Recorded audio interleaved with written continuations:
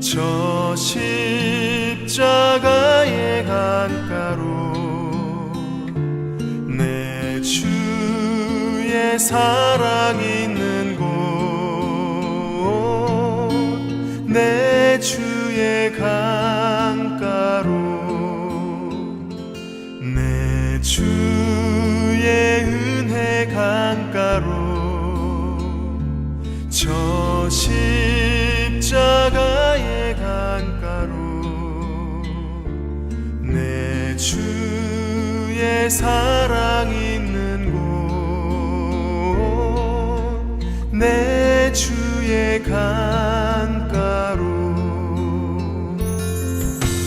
가람 나의 영혼을 생수로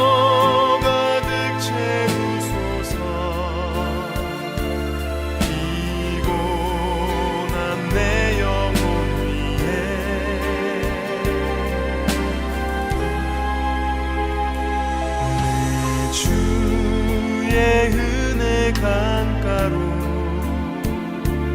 저 십자가의 강가로 내 주의 사랑 있는 곳, 내 주의 강가로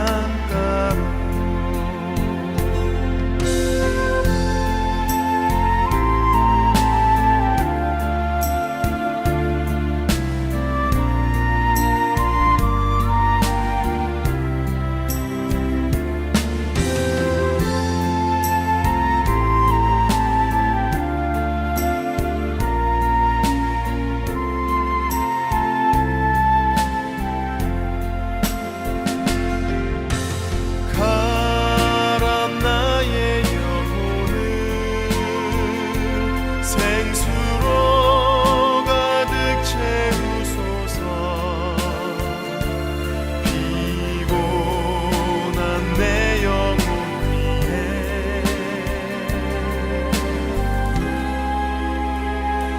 내 주의 은혜 강가로 저 십자가의 강가로 주의 사랑 있는 곳, 내 주의 강가로 내 주의 강가로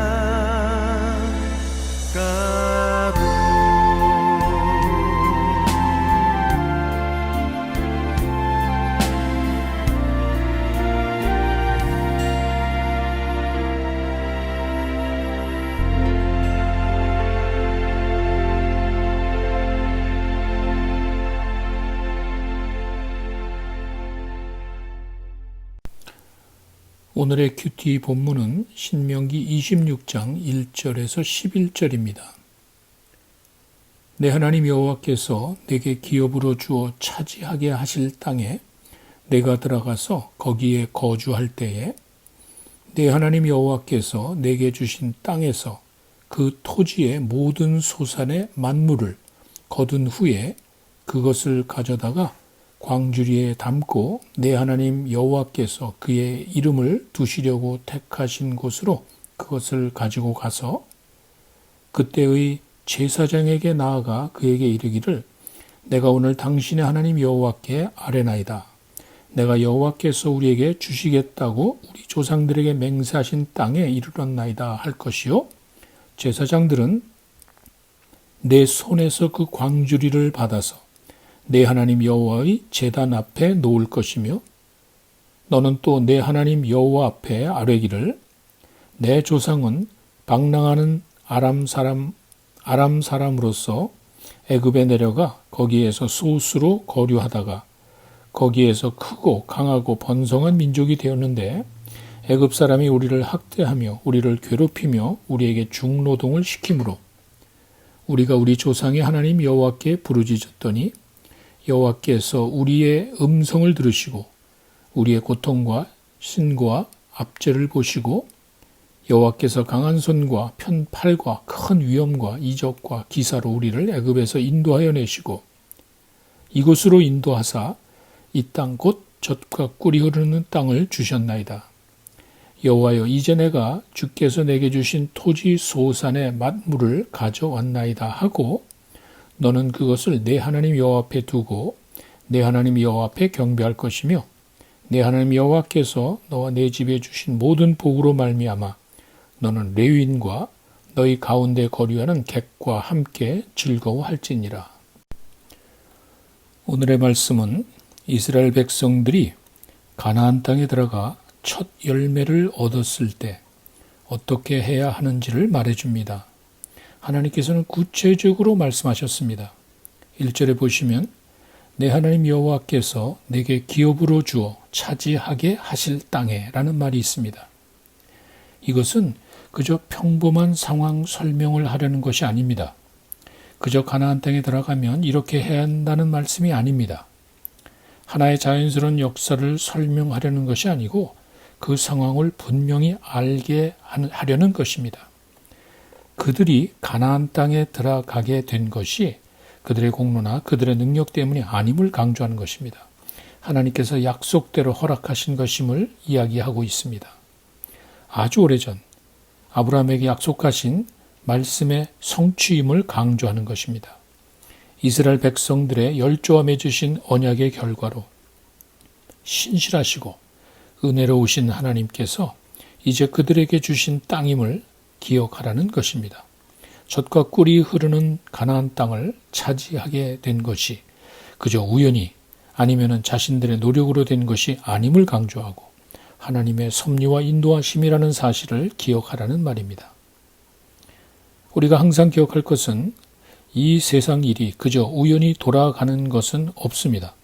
우리가 알지 못하고 인정하지 못해서 그렇지 하나님의 섭리와 인도하심의 결과라는 말입니다. 이 세상은 그저 우연히 존재하게 되었고 그저 막연하게 돌아가는 것도 아닙니다. 우리가 모르고 인정하지 않아서 그렇지 이 세상을 만드시고 지금도 살아서 주관하시는 분은 오로지 하나님 한 분밖에 없습니다. 하나님께서는 이스라엘 백성들에게 이제 그들이 들어가 살아갈 땅 가나안은 그냥 그들에게 주어진 것이 아니고 신실하신 하나님께서 아주 오래전 그들의 열조에게 약속하신 것을 이루신 결과라는 사실을 강조하고 있습니다. 이렇게 하나님의 자녀들은 예나 지금이나 마찬가지로 항상 하나님의 인도하심을 믿고 감사함으로 살아가야 하는 것입니다. 우리가 구원받은 것도 우리의 공로가 아니고 하나님의 은혜의 결과임을 항상 가슴에 품고 감사하는 마음으로 살아가야 합니다. 2절에 보시면 이스라엘 백성들이 약속의 땅에 들어가서 얻은 모든 소산의 만물을 여호와께 가져오라는 말이 있습니다.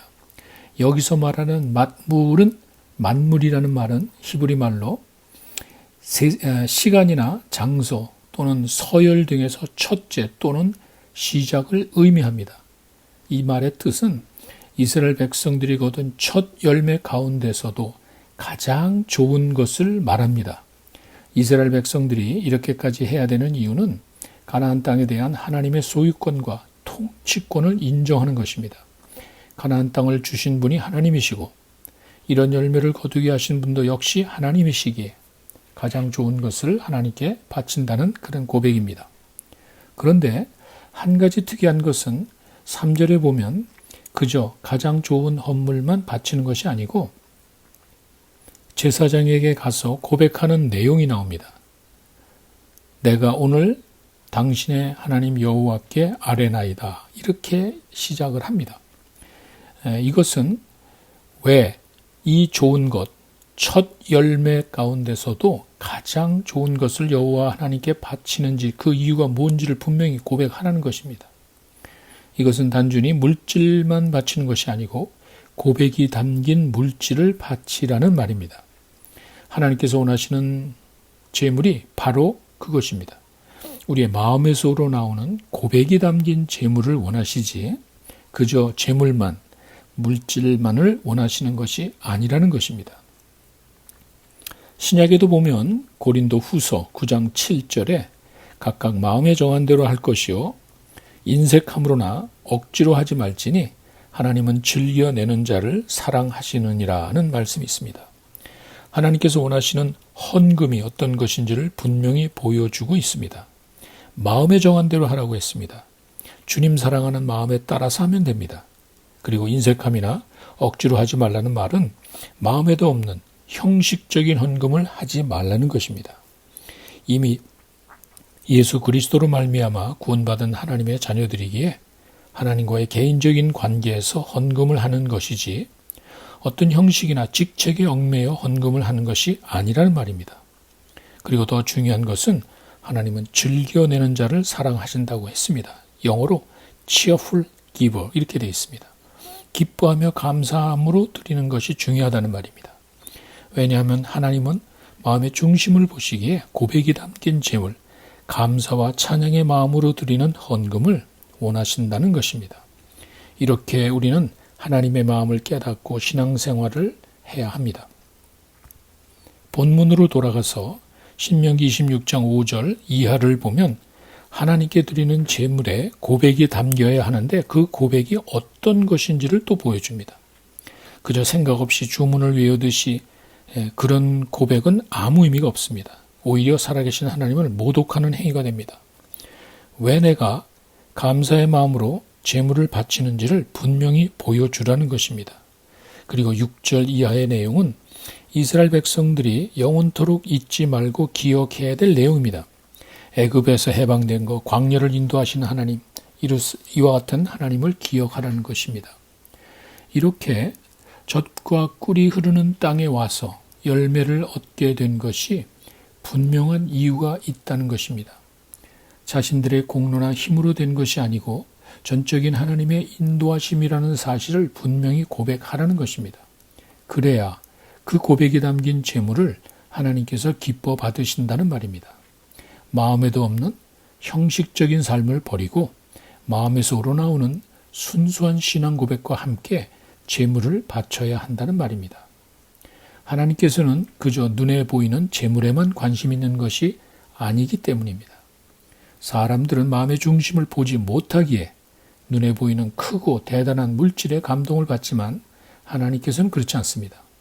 마음에서 우러나오는 순수한 신앙 고백이 담긴 제물, 기뻐하며 감사하는 마음으로 즐겁게 드리는 자를 하나님께서 기뻐하신다는 말입니다.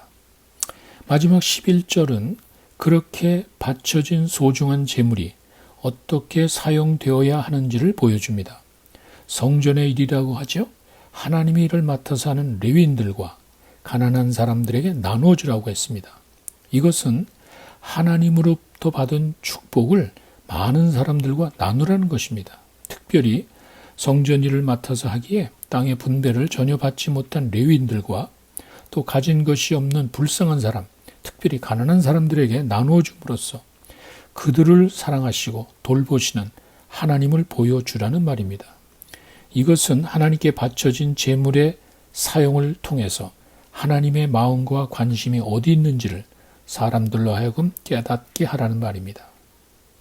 오늘의 말씀을 정리하면 우리가 살아가는 이 세상의 모든 일은 우연이 없고 하나님의 인도하심의 결과라는 사실을 깨달아야 합니다. 젖과 꿀이 흐르는 땅이 그저 주어진 것이 아니듯이 지금도 우리의 삶 속에서 역사하시는 하나님의 섭리를 믿고 살아야 합니다. 그런데 때로는 어려운 일이 있습니다. 아픔과 고통이 있습니다. 그러나 그 가운데 하나님이 함께 하심을 믿고 살아가는 것입니다. 그리고 우리가 하나님께 물질을 바칠 때 단순히 눈에 보이는 물질만이 아니라 그 가운데 담긴 아름다운 신앙의 고백이 있어야 함을 보여줍니다. 우리가 살아가는 것이 하나님의 은혜임을 고백하고 감사하는 마음으로 바칠 때 하나님께서는 기뻐하시고 우리에게 더 큰 은혜와 축복을 허락해 주실 줄로 믿습니다. 이제 함께 기도하는 시간을 갖겠습니다. 먼저는 말씀을 기억하며 기도하시기 바랍니다. 하루하루의 삶이 하나님의 인도하심입니다. 세상에 우연은 없습니다. 하나님의 인도하심을 믿고 감사함으로 기도하시기 바랍니다. 때로는 어려움이 있습니다. 아픔이 있습니다. 그러나 그 가운데도 하나님의 함께 계심을 믿고 기도하시기 바랍니다.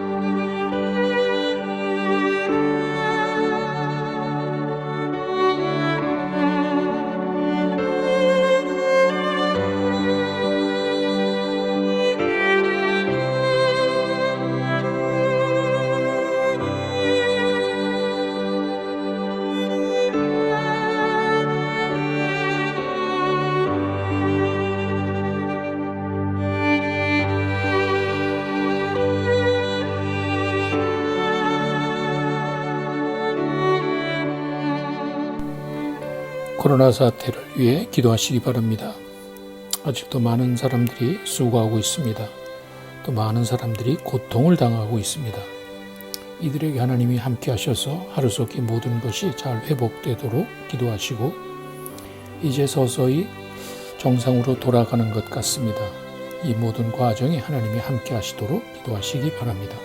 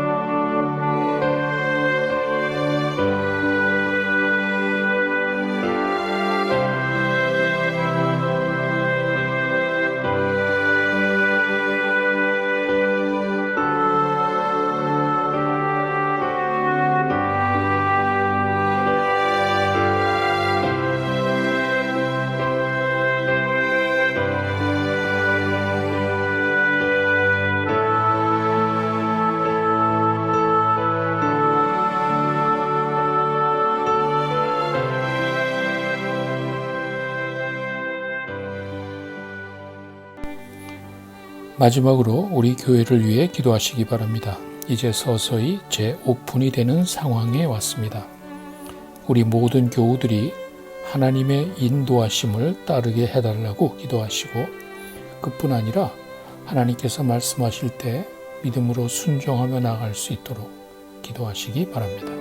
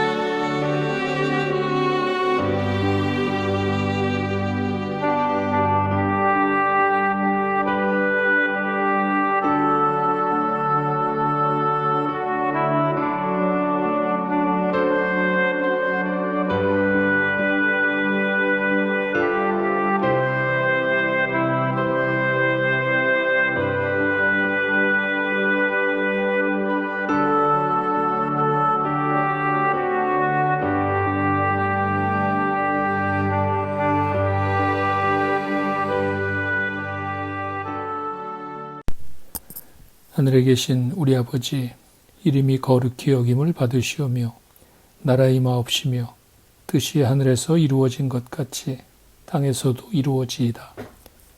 오늘날 우리에게 일용할 양식을 주옵시고 우리가 우리에게 죄 지은 자를 사하여 준 것 같이 우리 죄를 사하여 주옵시고 우리를 시험에 들게 하지 마옵시고 다만 악에서 구하옵소서.